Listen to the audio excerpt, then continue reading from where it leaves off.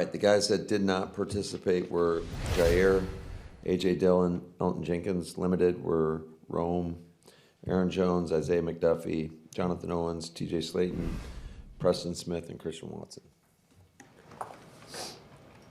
What's the concern with Jair? Obviously, he played pretty well last week. Where's he at with the ankle? Yeah, so it was kind of a freak deal yesterday. I mean, because you guys saw had mostly a jog through and just unfortunately stepped on somebody's foot and rolled his ankle. So I know he's doing everything he can to be available, and I'd say it's day to day. And but we thought it was best, obviously, today to have him not practice. You ever seen somebody get hurt in a jog through before? Well, it's happened. It doesn't happen very regularly, and it's just it was a freaky deal, and it's not like he was locked in, focused, doing everything we asked him to do, and fortunately just stepped on somebody's foot, and it happened. This didn't involve Alex Magoo again, did it? It did not, no. Do you have a better feel of Christian and Rome today than you probably did after yesterday? We'll see. I will have a better idea tomorrow, I would say, just in terms of after looking at all the numbers and talking to the medical staff, talking to the players, see how they come in tomorrow. I'll have a better idea of where they're at. Hey, Matt, McCarthy is down in Dallas saying, I'm not going to talk about playing the Packers and it being my old team. And I remember, tell me if I'm wrong about remembering this, but after you played the 49ers the first time, you kind of felt like maybe you let the excitement and whatever else of playing against Robert and your brother and stuff, did it get to you a little bit? Is that a fair statement or not? Yeah, that was a long time ago. Well, the reason I ask is, how important is it to learn from your experiences, whatever they are, whether it's something like that or what Mike's talking about or other things, as a head coach, since you're the guy who sets the tone? Yeah, I think you learn through every experience, both good and bad. But I'm not him, and I wasn't in his shoes, so I really don't have much of a reference for what he's talking about. And I think the game is the game, and whoever you're playing is whoever you're playing, and that's where the focus lies, or needs to lie. But you took a different approach the next time you faced those guys because of what you learned from how you handled it the first time as well. Yeah, I think there's always, the first time you go out and you go on the field and see whether it's old friends or whatever, your brother, and usually chat it up with them. But I've kind of taken a different approach all season long, to be honest with you, this year. I try to get out there a little bit later and have less talk and kind of just keep my mind on the game. When you look at Dallas's offense, the connection that CD and Jack has had, what stands out to you about those two and the way they're playing? Yeah, it's one of the best in the league. They're dynamic.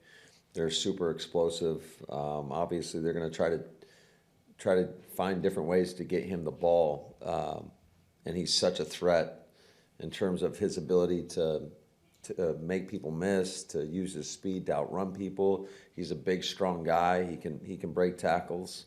So we got to make sure we know where number 88 is on every snap. I'm not sure if you go back and watch film of last year's Cowboys game, but how much are you even able to pull from that with how different your offense is now? Oh, I'm sure they watched us and we watched them. I mean, you always use it for a reference point to kind of see what you did and see how similar they are, I would say. I know for myself, watched this year's stuff and then went back and watched it just to see if there's a lot of similarities. But I would say both teams have evolved.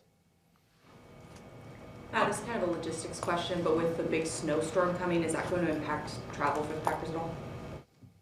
I know nothing about a snowstorm coming, so. Must be okay. I would think as a play caller. Let's just put it that way. We got other people that worry about that stuff. I would think as a play caller, maybe one of the more challenging moments of the game is when your defense gets a takeaway. And is that a scenario you talk about during the week about the personnel, the location of the field, that kind of thing? Are you talking in-game? Yes. From an offensive play caller standpoint? No, I mean, no, you just react in the moment, I would say. And, You know, I think most play callers have, you know, you kind of, the way you organize your call sheet is you have situational calls, and so it can impact if you get it, you know, backed up within like the -5, or if you get the turnover in the red zone, let's say, or if you get it at midfield. But you have different play calls dependent upon the area of the field. But I would say it's hard to kind of, you know, have that premeditated. You know, maybe you've already ran a certain play and you don't want to run that again. So it's more just kind of in the moment and reacting within the moment. You've played some running quarterbacks the last couple of weeks and done fairly well there, actually really well there. What have you got done better the last couple of weeks with Dak coming up here on Sunday? Well, I think we've done a much better job in some of our rush lane distribution, and then I thought we had a good plan for the zone read last week, and certainly Dak's a guy that is fully capable of making it pay with his legs. I don't think that's necessarily what he wants to do, but he's capable of doing that. So he's a guy that you gotta make sure you're super disciplined, really at every level, to not allow that to happen. How was Jordan before a game? Is he, I mean, he's so calm around us and he performs like he's calm. Is that how he is, you know, during those final conversations with him? Do you ever have to calm him down before a game, or is he just so even keeled that it's not a factor? Yeah, I don't believe so. I think he's, you know, pretty steady and excited to play, and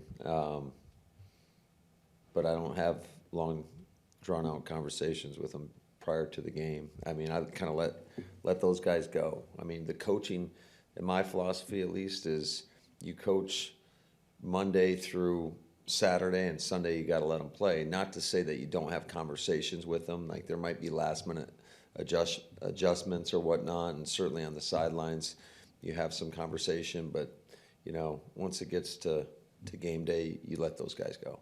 Matt, I think yesterday you said Dan Quinn's doing a lot differently than what he did when you guys were together. How often does a guy like that, or a coordinator anywhere, kind of make a philosophical change, you know, mid-career? Yeah, from the coverage standpoint, certainly that's where you see the big difference. There's some things definitely from a front mechanics as well, I would say, but his philosophy in terms of what makes the defense great definitely has not changed, because they give maximum effort, they fly around, they are ball hawking. That's one thing that he used to talk about all the time in Atlanta. I'm sure he has his entire career. It's all about the ball, you know, running to the football, getting 11 hats to the ball. So you see the philosophical foundation, I would say, is the same. But yes, from a schematic standpoint, especially their coverage principles, a lot of it has evolved and is different. And, you know, I don't think you necessarily see it a ton, but I think there's some things that evolve over time that kind of happen just organically, but he's definitely taken a different approach to it. Matt, you know, you were mentioning about their turnovers, and they got 17 interceptions and Bland with the returns. So do you stress to Jordan, you know, if you see it, throw it, don't hesitate, or do you want him to take an extra tick, like No. make sure that guy's not on top of it or jumping around it? Yeah, I think you got to be decisive at that position, and you know, you got to trust what you see. And you know, we always talk about reading with your feet. I mean, it's got to be paramount, because if you hesitate at all, these guys do such a good job of, you know, being able to trigger on whether it's routes or the quarterback, that if you hesitate at all, they can make it pay. So, no, he's got to trust. He's got to trust his training, what he's been doing this whole time, and we got to make sure that everybody's got to make sure that you're on the same page, that the route depths are at the correct depth, that the quarterback's timing's right. And then there's this thing called the pass rush that they have that's pretty real, that if you hesitate, sometimes bad things can happen there as well, because they create such havoc in front of you. They do a great job of relentlessly rushing the passer. They got multiple guys that can get there. So I think just the rhythm and timing is going to be critical to our success on Sunday.